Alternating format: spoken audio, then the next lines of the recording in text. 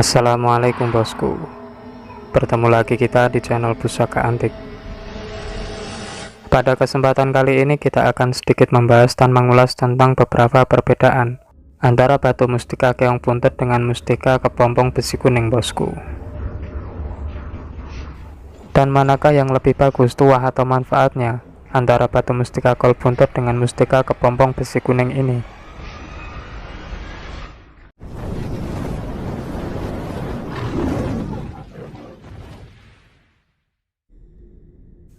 Batu kol puntet atau dikenal juga dengan nama keong puntet adalah salah satu azimat yang dipercaya memiliki tuah sebagai sarana kewibawaan, pagar diri, pagar gaib, dan lain sebagainya bosku.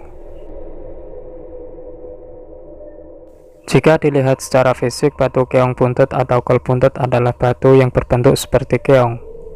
Proses terbentuknya kol puntet adalah dari cangkang keong mati yang tertimbun tanah selama ratusan tahun lamanya hingga menjadi fosil bosku. Karena peristiwa alam tersebut, maka cangkang keong akan terisi dengan pasir, tanah, dan juga endapan lumpur dan material-material lainnya, sehingga menjadi keras sampai akhirnya membatu bosku.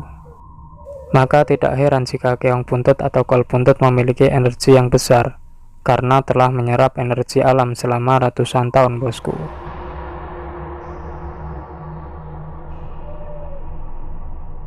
Untuk yang kedua, batu mustika kepompong besi kuning.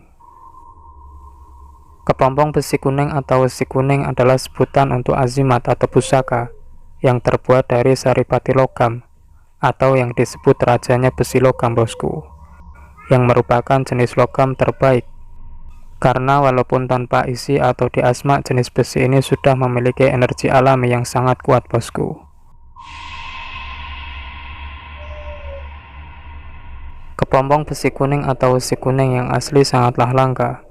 Konon dahulu para empu yang melakukan tirakat untuk mencari besi terbaik untuk bahan pembuatan pusaka menemukan besi atau logam yang berwarna kuning, yang memiliki kekuatan besar dan kuat, walaupun belum diolah menjadi benda pusaka bosku.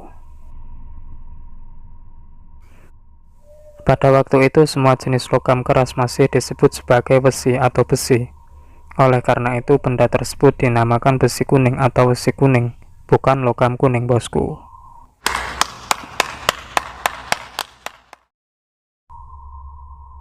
Karena besi kuning tersebut sudah memiliki energi yang besar, maka para empu tidak menjadikan atau mengolahnya menjadi bentuk pusaka seperti keris atau tombak, tapi menjadikannya sebagai bentuk azimat seperti goto besi kuning, kepompong besi kuning, payung besi kuning, jarum besi kuning, bonang besi kuning, cincin besi kuning, telur besi kuning, dan bentuk-bentuk lain yang sengaja dibuat dengan ukuran kecil agar lebih mudah dan praktis untuk dibawa bosku.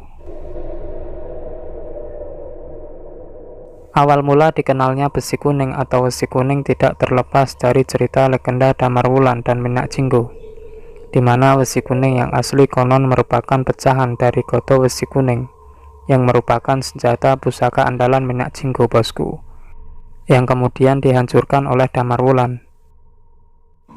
Mustika kepompong besi kuning ini dipercaya memiliki tuah sebagai sarana penangkal ilmu sihir seperti santet, guna-guna, dan lain sebagainya bosku. Kepompong besi kuning juga memiliki manfaat lain seperti sarana kewibawaan, pengayoman, pagar gaib, dan lain sebagainya. Jadi untuk tuah atau manfaat kedua mustika ini menurut saya pribadi hampir sama bosku. Cuman ada perbedaan sedikit mengenai bahan atau material kedua mustika ini. Menurut penelitian dari beberapa ahli, besi kuning atau besi kuning terdiri dari unsur-unsur besi, timah putih, perak, seng, timbal, tembaga, dan emas. Besi kuning atau besi kuning yang asli sangatlah sulit didapatkan bosku, karena merupakan salah satu benda pusaka yang memiliki kekuatan gaib tingkat tinggi dan tidak bisa dimiliki oleh sembarang orang. Konon kepompong besi kuning atau besi kuning yang ditemukan dengan posisi menggantung di atas pohon yang dapat digunakan sebagai azimat kekebalan dan dianggap memiliki kekuatan gaib lebih tinggi dari besi kuning yang ditemukan di atas tanah yang umumnya tidak dapat digunakan sebagai azimat sarana kekebalan, bosku.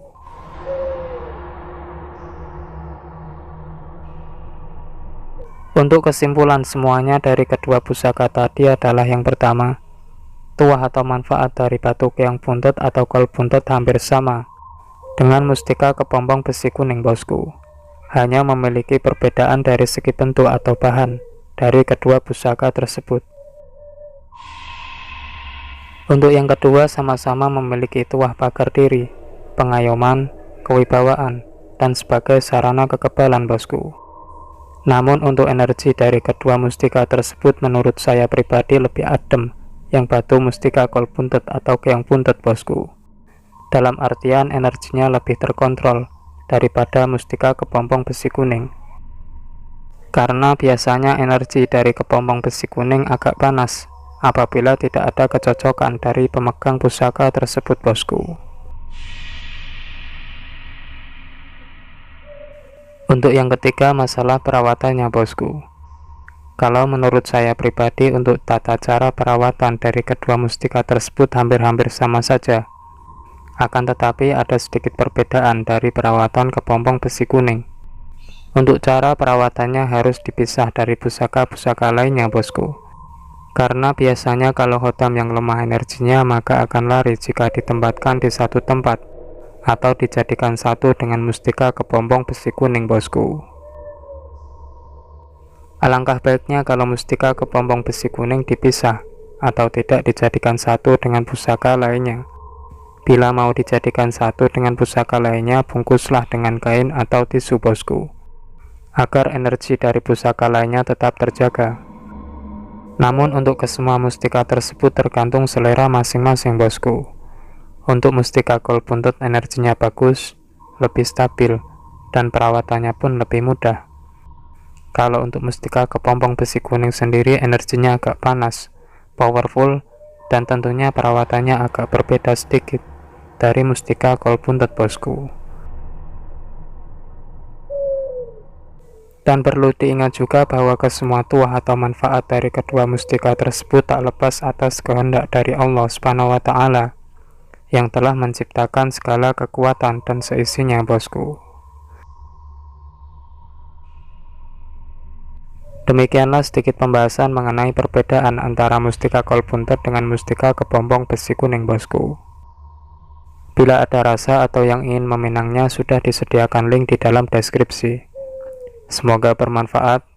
Jangan lupa like, komen, dan share. Dan jangan lupa subscribe dan aktifkan loncengnya, bosku. Tetap ikuti terus channel saya di Pusaka Antik.